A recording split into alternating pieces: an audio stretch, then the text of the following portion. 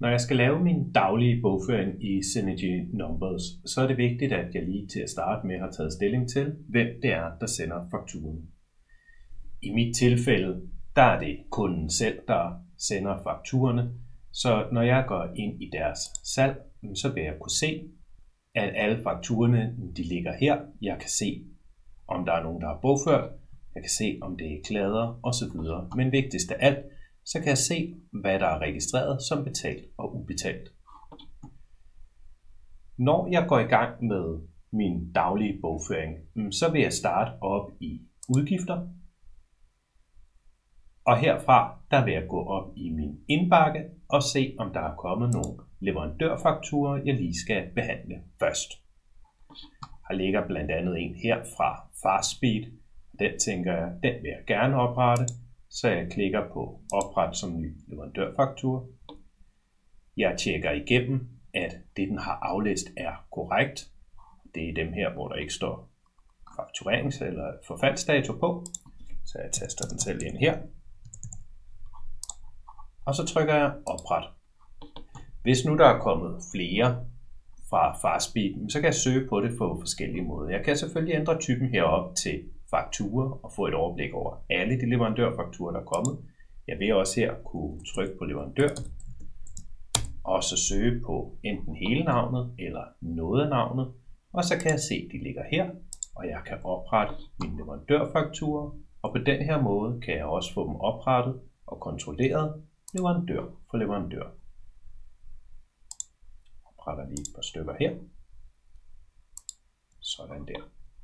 Når jeg har oprettet dem, jamen så flytter de sig jo fra indbakken og ned til mine udgifter. Når jeg står her på mine udgifter, jamen så ligner det umiddelbart, der ikke er noget, men det er faktisk fordi, der er en form for kolonnefilter på. Jeg kan altid se, om der er et filter på den lille blå knap heroppe, og ønsker jeg ikke mit filter, så kan jeg nulstille kolonnefilterne, og så viser den alting igen. Det jeg gerne vil her, det er, at jeg gerne fjerne dem, der er bogført. Dem har jeg jo behandlet før, og så ligger de ellers her og er klar til at blive behandlet, de 3 leverandørfakturer, jeg lige har oprettet. For at kontere dem, så dobbeltklikker jeg på fakturen her, og så kommer jeg herind, og her kan jeg se, at den har allerede hentet de her konti ind, og det har den jo på grund af de konti, vi har sat op på leverandøren. Og hvis det er telefon og internet, der er korrekt, så trykker jeg på fluebenet herude i højre side, og så sætter den selv konto på, og den aflæser selv momsbeløb osv. kan jeg se her. De her visninger, der står her, kan jeg igen lave om, ligesom jeg kan i alle mine billeder. Det gør jeg heroppe i rediger tabel. For at komme videre til det næste bilag, der skal behandles, så behøver jeg ikke at gå ud og ind af min bilag. Jeg behøver blot at trykke på næste heroppe i hjørnet. Så kommer jeg ind til det næste. Jeg kan se, det sørger også noget telefon og internet, så den vælger jeg også her. Gå videre til det næste.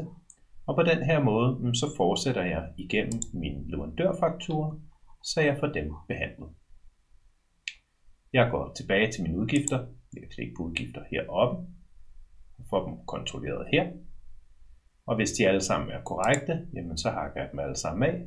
Trykker på handling. Og så vil jeg gerne have dem bogført. Jeg kan enten bogføre dem alle sammen på én gang, eller hvis der er noget jeg er i tvivl om, så vil jeg også kunne markere bare en enkelt og trykke på indsend og bogfør, og indsend og bogfør her. Så jeg kan enten gøre det som en massehandling, eller som en enkeltstående handling, hvor jeg trykker på hver enkelt linje. Det er selvfølgelig mere effektivt at trykke og kontrollere alting, markere det hele, og så bogføre det. Det næste, jeg gerne vil tage stilling til, jamen det er de kortudgifter, der har været i virksomheden. Det er jo sådan, at Numbers selv sorterer det, og herude under kortudgifter, så får jeg alt det, der er trukket på kreditkort vist. Her kan jeg sætte forskellige filtre på. Det kan jo være, at jeg kun vil tage stilling til en enkelt måned. Jeg er lidt bagud i min bogføring, så nu tager jeg for hele maj måned og trykker anvend. Her kan jeg ligesom før dobbeltklikke ind på en udgift, jeg gerne vil behandle. Så åbner den sig her, Og her kan vi se, at den foreslår faktisk altid medarbejderen også, og det er i tilfælde af, at medarbejderen er kommet til at kunne lave et privatkøb med sit firmakort. Hvis det ikke er tilfældet, så kan vi tilføje en række, og husk på, at hvis vi har en terminal, der har foreslået en konto, så vil de her forskellige konti også stå her, som vi henter fra kategorierne.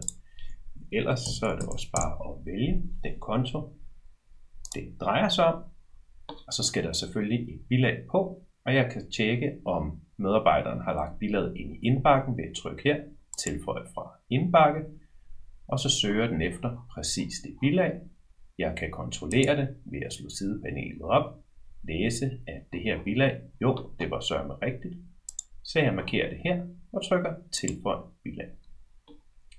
Ligesom jeg gjorde før med min leverandørfaktura, så vil jeg også heroppe kunne skifte imellem mine kortudgifter.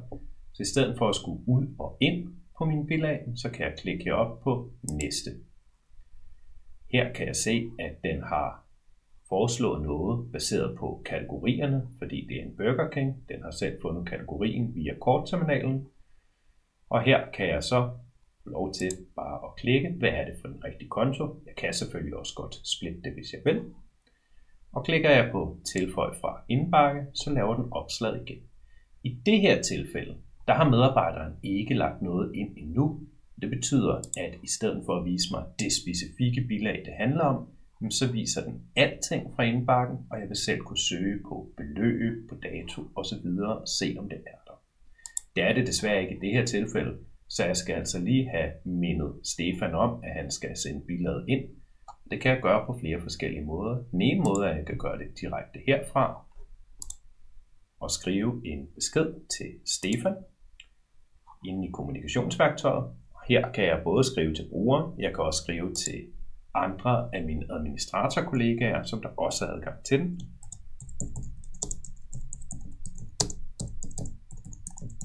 Sådan der, og så sender jeg det afsted, og nu får Stefan en besked om det her i sin app.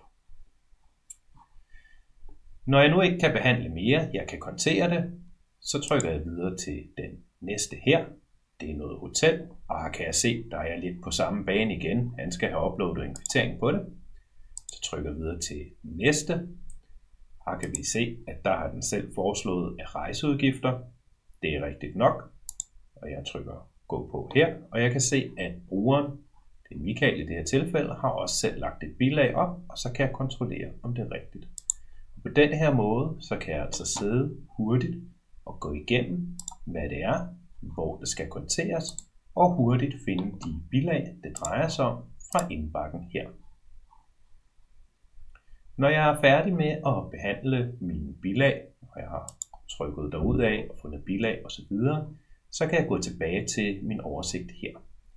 Her kan jeg lave en række forskellige sorteringer, der kunne give rigtig god mening for at få bogført noget af det væk, så vi har et overblik over, hvad er det egentlig, der mangler at blive behandlet. Det første jeg kan gøre, det er at klikke her på bilag og trykke på har kvittering, og så tryk anvend.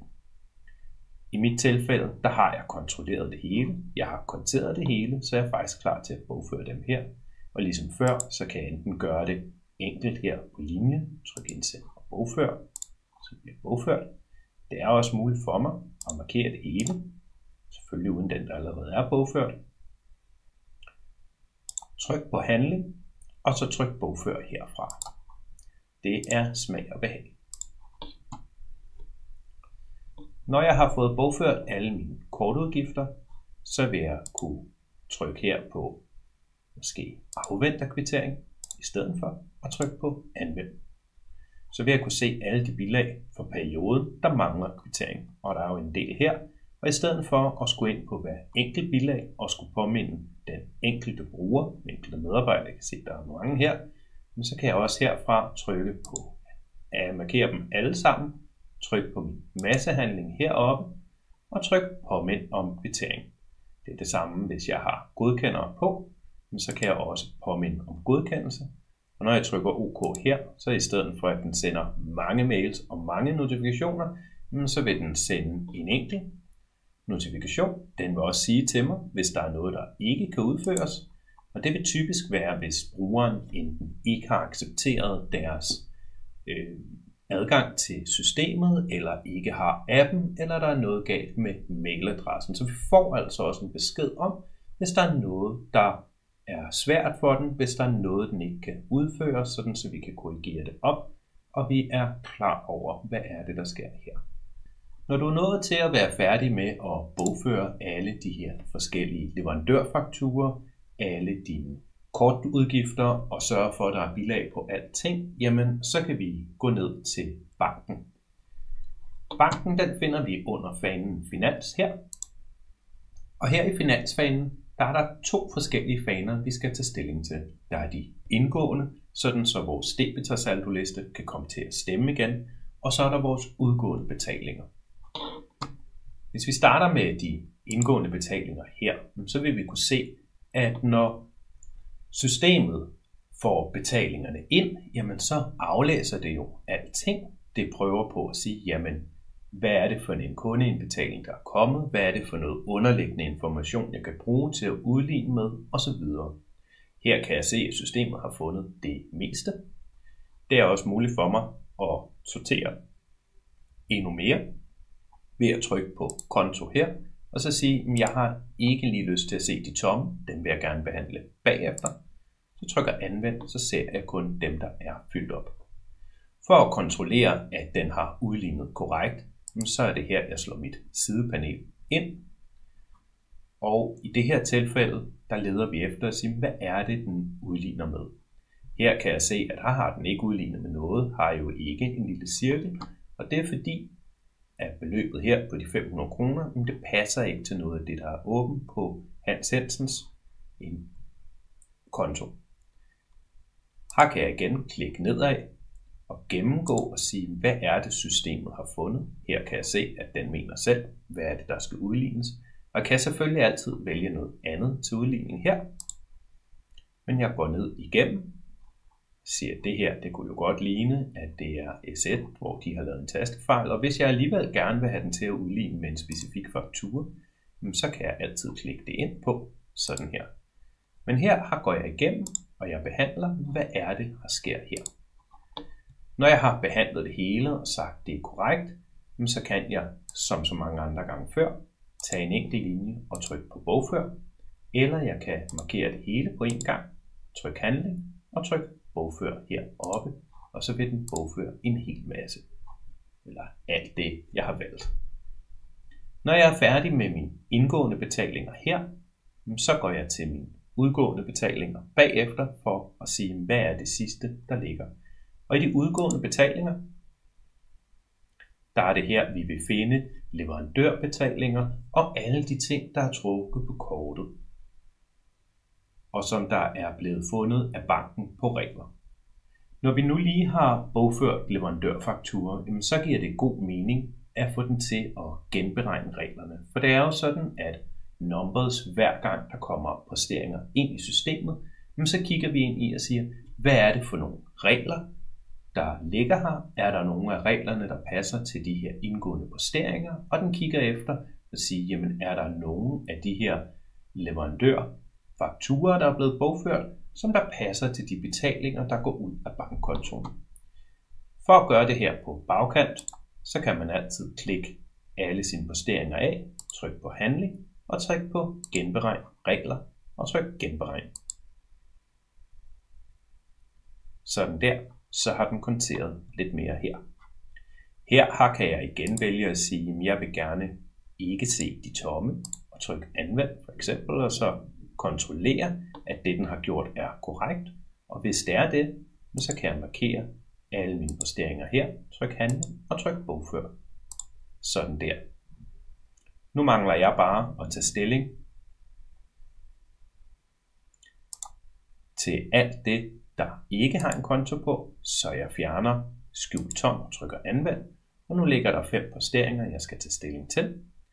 Det her, det ligner jo helt klart noget skyldig skat. Den kommer her. Og her er det jo igen, at jamen, ser jeg noget en gang, og nu skal den her jo konteres flere gange, så vil jeg rigtig gerne have, at jeg laver en bogføringsregel på det, så jeg ikke skal gøre det igen. Så jeg trykker på opret bogføringsregel og bekræft her. Kommer den ud og viser den. Og når jeg så trykker og markerer dem alle sammen, trykker handling og genberegn regler og trykker genberegn, så kan jeg se her, at så udfylder den resten af kontiene for mig. Så er det bare det sidste, jeg skal have konteret. Den her, og jeg laver selvfølgelig også regler på det, for hvis det kommer en gang til, jamen så vil jeg ikke selv sidde og skulle kontere det.